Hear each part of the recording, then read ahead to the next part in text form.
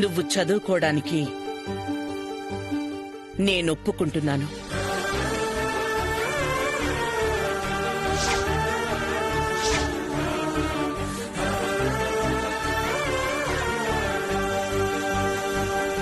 వద్దత్తయ్య గారు,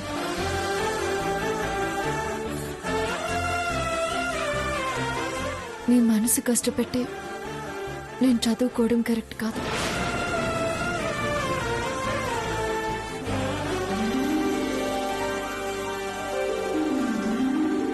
చూడమ్మా, నా కొడుకు మనసు నేనస్సలు కష్టపెట్టను. వీడు ఆశపడ్డాక నేను నీ గురించి ఆలోచించాను. నువ్వు మెడిసిన్ పూర్తి చేస్తున్నావు.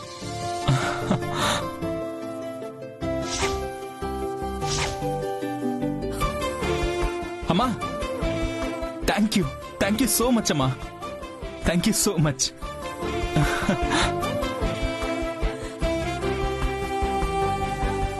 చెల్లమ్మా, పెళ్ళైన ఆడపిల్లలు చదువుకోవడం మన ఇంటా వంట లేదుగా చెల్లమ్మా. అమ్మ నిర్ణయం తీసుకున్నాక మీకేంటి మామయ్య?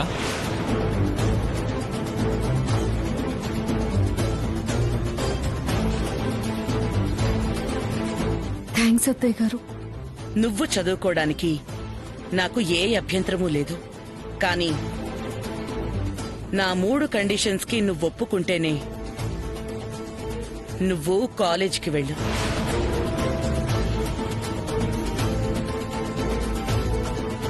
ఏంటత్తయ్య ఆ కండిషన్? 1, నువ్వు చదువుకునేటప్పుడు ఈ ఇంటి గౌరవానికి తగ్గట్టుగానే ప్రవర్తించాలి. ఏ రోజు కూడా దానికి భంగం కలిగించకూడదు.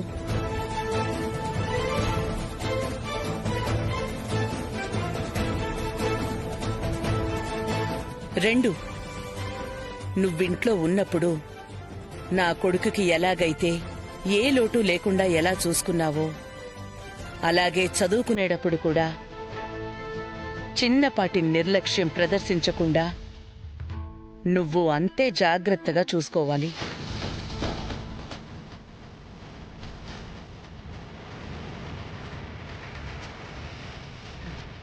3, చాలా ముఖ్యమైనది. నీ కాలేజ్ పూర్తి కాగానే నువ్వు ఇంటికే రావాలి తప్ప స్నేహితులని బయటికి వెళ్ళడాలని పెట్టుకోకూడదు.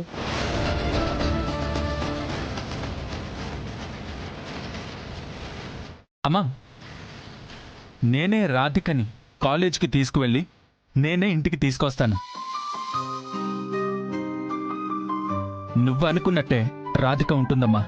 అది నువ్వు కాదు చెప్పాల్సింది, రాధిక చెప్పాలి. అత్తయ్య, మీరు మీ కొడుకుని ఎంతగా ప్రేమిస్తున్నారో నాకు అర్థమవుతుంది. అలాగే కోడలిగా నా మీద ఎంత ఇష్టం చూపిస్తున్నారో తెలుస్తుంది. మీకు మాటిస్తున్నాను అత్తయ్య, ఎప్పుడు కూడా మీ పరువుకి ఈ ఇంటి గౌరవానికి మచ్చపడకుండా నడుచుకుంటాను. భార్యగా కోడలిగా అదే బాధ్యతతో ఉంటాను.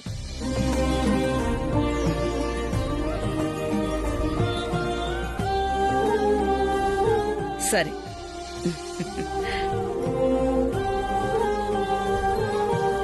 రాధిక హ్యాపీయా? Thank you. All the best. Thank you.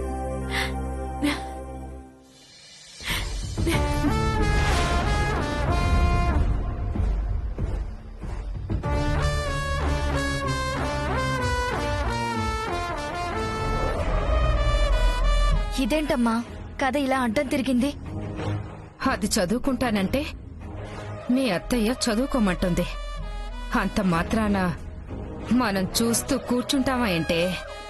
ఏదో ఒకటి చేసి దాని చదువుని మధ్యలోనే మాన్పించేస్తాం.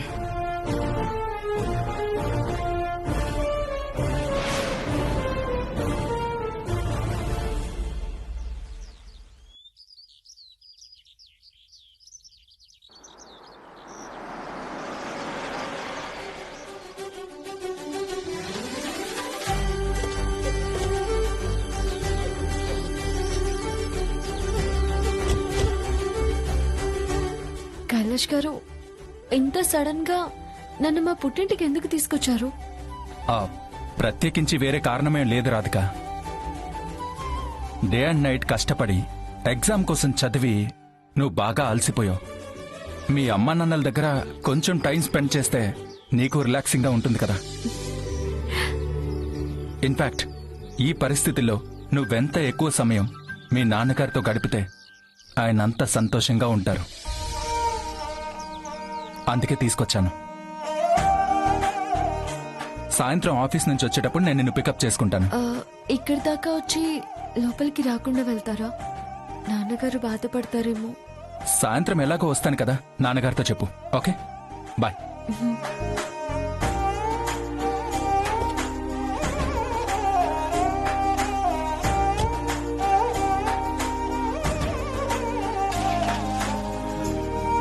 బాయ్ రాధిక.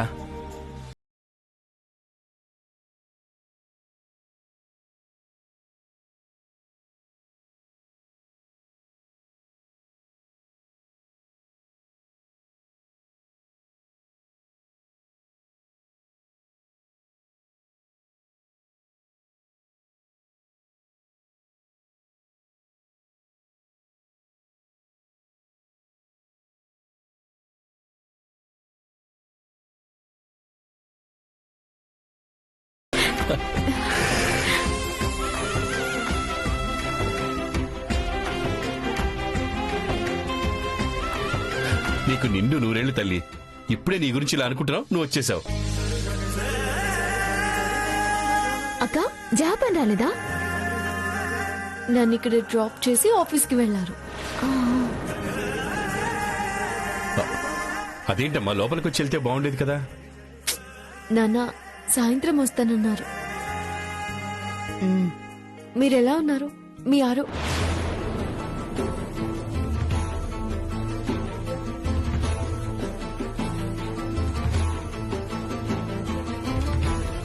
ఏంటక్కా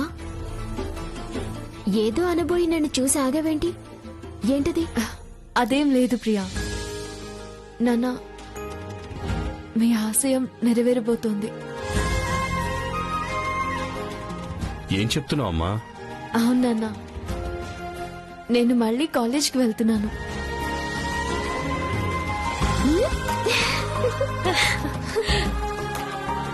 నిన్ననే ఎగ్జామ్స్ అయిపోయాయి. మీ కోరిక ప్రకారం మెడిసిన్ కంప్లీట్ చేసి నేను డాక్టర్ని కాబోతున్నాను.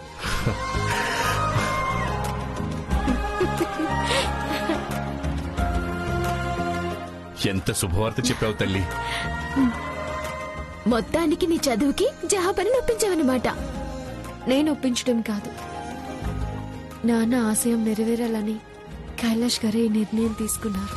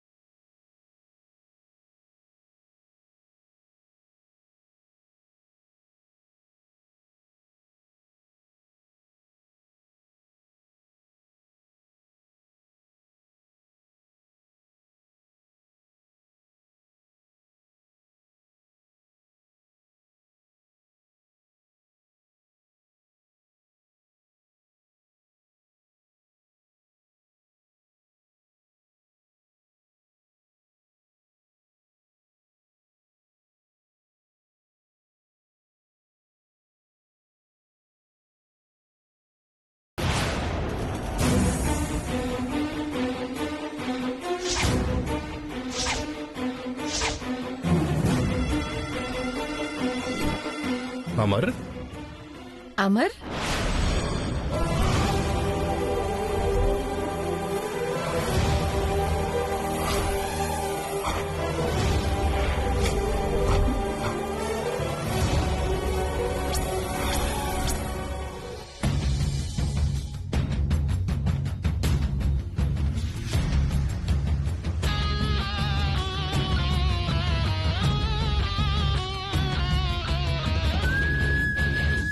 రండి బాబు. పదండి. ఏంటిలా సడన్ గా? అంకుల్, మా నాన్న పిన్ని. నమస్కారం నమస్కారం అండి. నమస్కారం అండి. నమస్తే. నాన్న, కృష్ణమూర్తి గారు.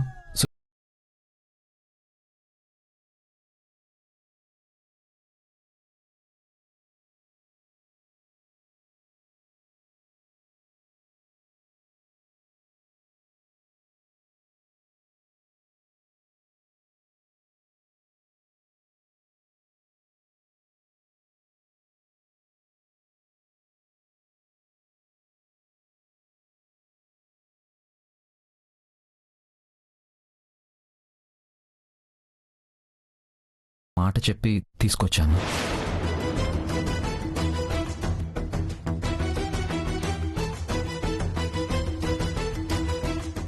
ఏం చెప్పి అమర్ పేరెంట్స్ ని తీసుకొచ్చుంటాడు? సరే సరే, ముందు కూర్చోండి, మాట్లాడుకుందాం. రండి, కూర్చోండి. చెప్పండి. తల్లిదండ్రులుగా మేము వచ్చి అడగటం కరెక్టో కాదో నాకు తెలీదు.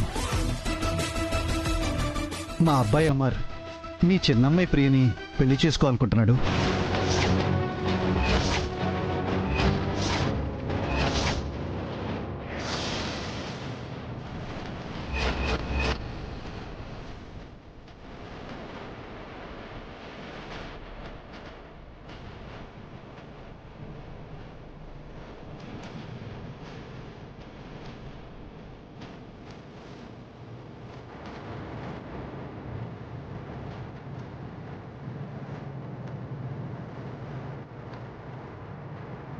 మా అమ్మ పెళ్లి ఊసెత్తితేనే చిరాకు పడేవాడు.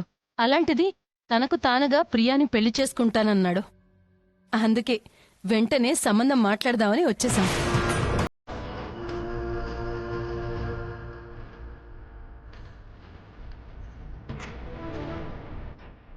మీరు చాలా మంచివారని, మీది చాలా మంచి కుటుంబం అని అమర్ ఎప్పుడూ చెప్తూ ఉంటాడు.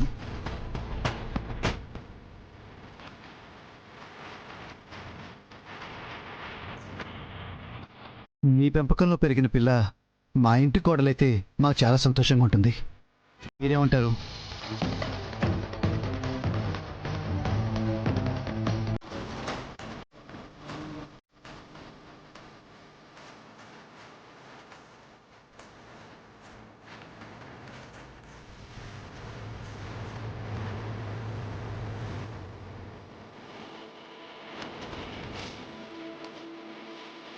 అమర్ ఎందుకు ఇలా చేస్తున్నాడు?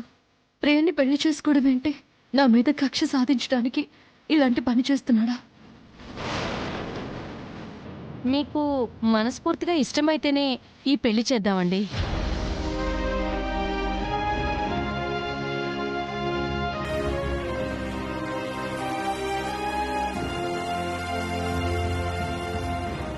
మీరు కూర్చోండి, నేను ఇప్పుడే వస్తాను. ప్రియా, నాతో రామ్మా. రాధిక, నువ్వు కూడా.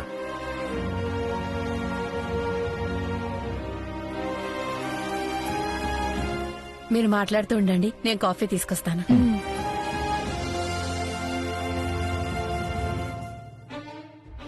పెళ్ళంటే ఇంటి పెద్ద తీసుకునే నిర్ణయం కాదు. చేసుకునే వాళ్ళు ఇష్టపడాలి, కుటుంబం అంతా ఒప్పుకోవాలి. నా దృష్టిలో అమర్ చాలా మంచివాడు, యోగ్యుడు.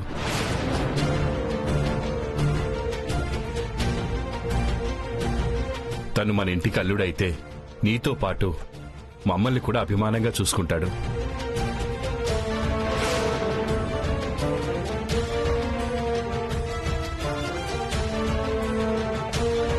తీసుకోండి. Thank you. Thank you. తీసుకో అమర్.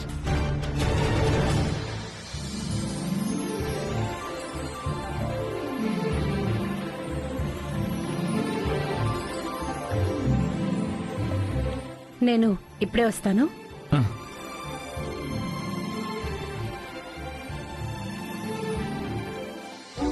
ఇది కేవలం నా అభిప్రాయం మాత్రమేనమ్మా. చేసుకునేది నువ్వు. నువ్వేమంటావో చెప్పమ్మా. నీకెప్పుడో చెప్పాను నాన్న, నా పెళ్లి విషయంలో నాకంటే మీరే బాగా ఆలోచిస్తారు. దేవదాస్ని బాగా గమనించాను, మంచివాడే. మీకు అమ్మకి నచ్చితే పెళ్లి చేసుకోవటానికి నాకే అభ్యంతరం లేదు. ఏ నిర్ణయం తీసుకున్నారు? ప్రస్తుతానికి అభిప్రాయాలు మాత్రమే తెలుసుకుంటున్నాను. నువ్వేమంటావు? మొదటి పరిచయంలోనే అమర్ మనందరికీ బాగా దగ్గరయ్యాడు. పలకరింపులో అభిమానం ఉంటుంది. కష్టం వస్తే తీసుకునే బాధ్యత కనిపించింది. అతన్ని పెళ్లి చేసుకుంటే ప్రియ సంతోషంగా ఉంటుంది అనడానికి ఇంకేం కావాలండి?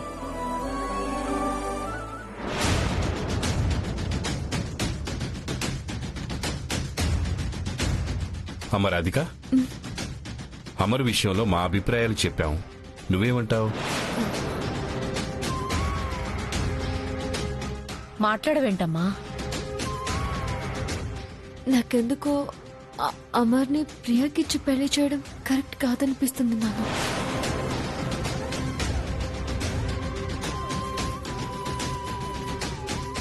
వద్దు అనడానికి కారణం ఉండాలి కదమ్మా. అదేంటి చెప్పు.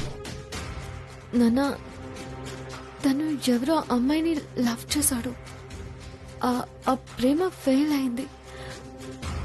అలాంటి వాడికి ప్రియనిచ్చి పెళ్లి చేస్తే... చూడమ్మా రాధిక, ప్రేమ అనేది చెడ్డ అలవాటు కాదు, వ్యసనము కాదు. మనసులో కలిగే స్పందన. ఇప్పుడు ఎలాగూ ఆ అమ్మాయి అమర్ జీవితంలో లేదు. పెళ్లి చేసేసుకుంది, తన జీవితం తను చూసుకుంది.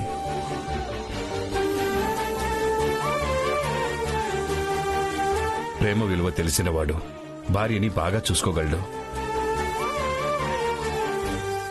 ఏమండి, మనమే కాదుగా, అల్లుడు గారు వదిన గారుల అభిప్రాయం కూడా తీసుకోవాలి. వాళ్ళనలా ఇంతసేపు కూర్చోబెట్టి మనం మాట్లాడుకోవడం బాగుండదండి.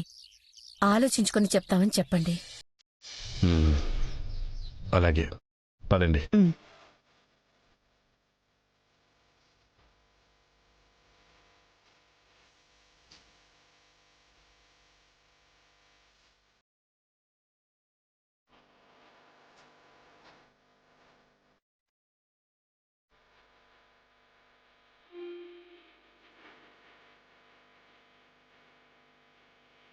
క్షమించాలి, మాకు కొంచెం సమయం కావాలి. మేము చర్చించుకుని మా నిర్ణయం చెప్తాం. తప్పకుండా. పెళ్ళనగానే అప్పటికప్పుడు నిర్ణయం తీసుకుని చెప్పటం మంచిది కాదు. బాగా ఆలోచించుకుని చెప్పండి. మీ నుంచి శుభవార్త వింటామని ఆశిస్తున్నాం.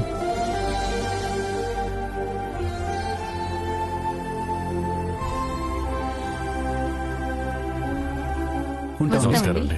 వెళ్ళిస్తాం అంకుల్. సరే బాబు, వెళ్ళిస్తామండి. మంచిది.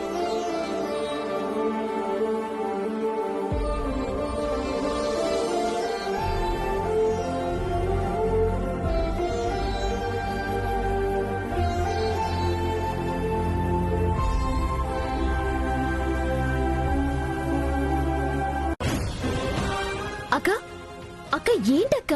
ప్రియా, పెళ్ళనేది జీవిత కలుపు బంధం. తొందరపడి నిర్ణయం తీసుకుంటే ప్రతిరోజు బాధపడాలి. అమర్ మంచివాడనో నాన్నకు నచ్చాడనో కాదు, అమర్ నీకు కరెక్ట్ కాదని నాకు అనిపిస్తుంది. బాగా ఆలోచించు ప్రియా. లవ్ ఫెయిల్యూర్ అయిందనే కారణం తప్ప బాగా ఆలోచించైనా సరే అతన్ని వద్దు అనటానికి ఇంకేదైనా బలమైన కారణం చెప్పక్క.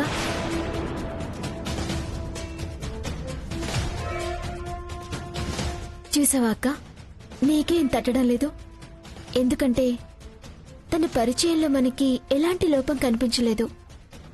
పైగా అత్తయ్య, బావగారు, అమ్మ, నాన్న అందరికీ నచ్చాడు. పోనీ అతను ఎందుకు చేసుకోవాలనుకుంటున్నానో నేను చెప్పనా? అమర్ అందగాడు, ఆజానుబాహుడు, మంచి మనసున్నవాడు. అతనికి ఎంతో మంది అమ్మాయిలు ప్రపోజ్ చేసుంటారు. చాలా మంది క్యూలో ఉండుంటారు. ఆల్రెడీ లవ్ లో ఫెయిల్ అయ్యాడు కాబట్టి ఇక జీవితాంతం వేరే అమ్మాయి వంక కన్నెత్తి కూడా చూడడు. భార్యని మాత్రమే ప్రేమగా చూసుకుంటాడు.